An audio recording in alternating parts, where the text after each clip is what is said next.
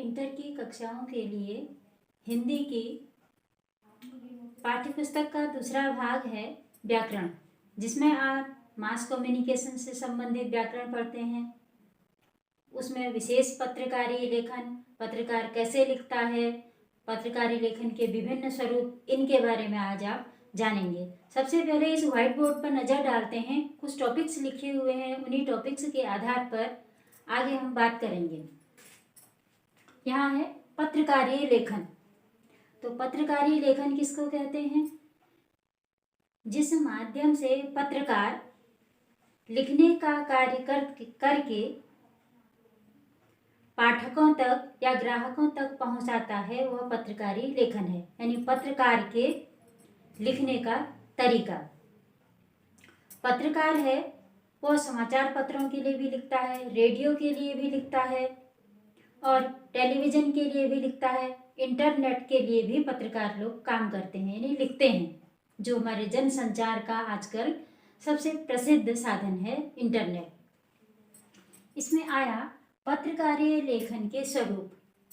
पत्रकार के लिखने के स्वरूप अलग अलग प्रकार के हैं। अभी मैंने बताया था कि वह अलग अलग माध्यमों से दर्शकों तक, पाठकों तक अपने विचार पहुंचाता है, पत्रकारी लेखन हो गया। फिर उसके जो स्वरूप हैं वह इस प्रकार हैं। एक तो समाचार पत्रों के लिए लिखा जाता है और दूसरा उसका लिखने का, जो पत्रकार है उसका लिखने का है समाचार लेखन, ये हो गया। दूसरा फीचर लेखन और तीसरा विशेष रिपोर्ट, जिसको प्रतिवेदन भी कह देते हैं। रिपोर्ट में प्रतिवेदन होता है, विशेष रिपोर्ट, संपादकीय लेखन, आलेख लेखन। इनको लिखने के लिए पत्रकार भी बहुत सीमाओं से बंधा हुआ है। सबसे पहले जो समाचार लेखन है, उस समाचार लेखन की भाषा कैसी होनी चाहिए? भाषा सरल और सहज होनी चाहिए, शब्द सौष्ठव बना हुआ होना चाहिए, पाठकों के अनुरूप भाषा होनी चाहिए, अनावश्यक शब्दों का भी प्रयोग नहीं होना चाहिए। जो समाचार लिखा जाए वह स्पष्ट होना चाहिए। फिर इसकी शैली है, समाचार लेखन की शैली सबसे महत्वपूर्ण शैली है, उसको कहते हैं, उस शैली का नाम है उल्टा पिरामिड लेखन शैली। एक जो पिरामिड होता है, उसी पिरामिड को सुल्टा और उल्टा दो प्रकार से बना देते हैं। उल्टा पिरामिड लेखन शैली और सुल्टा पिरामिड लेखन शैली हो गई। समाचारों में उल्टा पिरामिड लेखन शैली ही प्रयोग की जाती है। अब इसको हम इस प्रकार से समझते हैं कि उल्टा पिरामिड क्या है। मान लिया जाए एक पिरामिड बनाया, यूं बना लिया पिरामिड,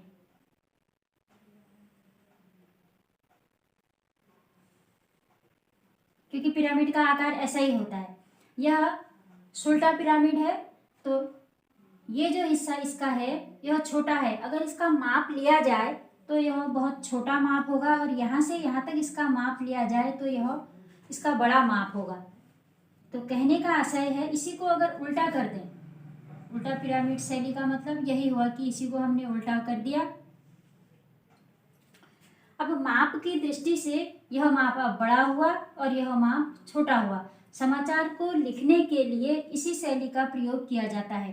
तो समाचारों में जो सबसे महत्वपूर्ण समाचार हैं, इस दृष्टि से वह सबसे पहले आएंगे समाचार पत्र में। फिर क्रमवार समाचारों का यह क्रम चलता रहेगा।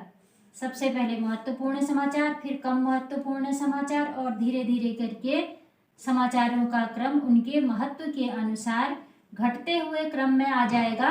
और इस प्रकार यह समझ गए हम कि यह उल्टा पिरामिड शैली है। पिरामिड के आकार का बनने के कारण इसको उल्टा पिरामिड शैली कहा जाता है। समाचारों में 6 ककार मुख्य रूप से प्रविष्ट किए जाते हैं। यानी एक जो पत्रकार है वह समाचार लेखन में अपने 6 ककारों को प्रवेश कराता है। और वह 6 ककार हैं, क्या हुआ, किसके साथ हुआ, कहाँ हुआ, कब हुआ, कैसे हुआ और क्यों हुआ। यह 6 बातें जहाँ आ जाती हैं तो एक समाचार पुष्ट हो जाता है। यह इसकी मुख्य बातें हैं। परीक्षाओं में आता है षटककार किसे कहते हैं। तो षटककार किसे कहते हैं? समाचारों में जो बातें आती हैं कि क्या हुआ, किसके साथ हुआ, कहाँ हुआ, कब हुआ, कैसे हुआ और क्यों हुआ, यह सब बातें ही षट ककार या छह ककार के रूप में मानी जाती है। स्पेशल एक प्रश्न आता है तो ऐसे ही लिखा जाना चाहिए। समाचार लेखन की शैली कौन सी है, तो उल्टा पिरामिड लेखन शैली हम कह सकते हैं। सीधे सीधे एक नंबर का यह प्रश्न बना।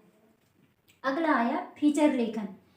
फीचर लेखन भी पत्रकारी लेखन का एक स्वरूप है, यानी पत्रकार जो लिखते हैं तो फीचर विधा में भी वह लिख सकते हैं। तो फीचर होता है, उसकी विशेषताएं क्या क्या हैं, वह भी सुदृढ़ भाषा में लिखा जाना चाहिए। यह एक सुव्यवस्थित और सृजनात्मक आत्मनिष्ठ लेख है और साथ में कथात्मक शैली में लिखा जाता है। आत्मनिष्ठ मतलब व्यक्ति के अपने विचार, किसी विशिष्ट विषय पर अपने विचार जब कोई पत्रकार व्यक्त करता है और वह भी उस विषय को कथात्मक रूप में व्यक्त करता है तो वह फीचर लेखन कहलाता है। फिर पत्रकारी लेखन का अगला स्वरूप आया विशेष रिपोर्ट, यानी विशेष प्रतिवेदन भी इसको कहते हैं। जिस प्रकार इसका नाम है उसी प्रकार की इसकी परिभाषा रखी गई है। गहन छानबीन, विश्लेषण और व्याख्या के आधार पर विशेष लेखन का कार्य किया जाता है। विशेष लेखन का कार्य करने वाले रिपोर्टर भी विशेष ही प्रकार के होते हैं। इनकी भी भाषा शब्द सौष्ठव पुष्ट होना चाहिए। समाचारों में यानी कि सबूत के आधार पर जो समाचार कहते हैं वह समाचार होने चाहिए। कहीं भी समाचारों में काटपीट नहीं होनी चाहिए, संदिग्धता नहीं होनी चाहिए। यह क्योंकि विशेष विषय पर होता है और विशेष पत्रकार इस रिपोर्टिंग को करता है, इसलिए यह विशेष रिपोर्ट हुई। अगला है संपादकीय लेखन। संपादकीय लेखन मुख्य रूप से तो किसी भी समाचार पत्र का संपादक कर सकता है और किसी पत्रिका का संपादक भी कर सकता है। इसमें जो संपादकीय लेखन का विषय होता है वह है कोई घटना, समसामयिक ज्वलंत मुद्दे।